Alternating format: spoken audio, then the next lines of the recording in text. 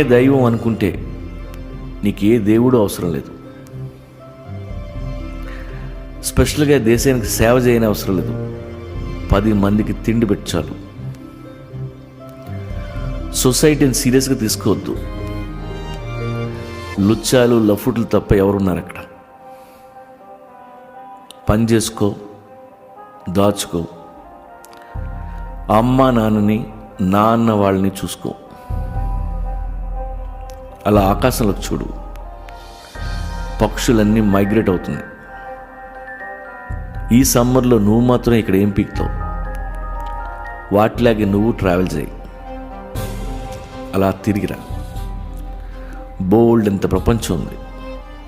ఎన్నో చూడొచ్చు, ఎందరినో కలవచ్చు. అనుక్షణం బతికితే చాలు, అదే జీవితం. ప్రేమించటం నీ క్యారెక్టర్ అవ్వాలి.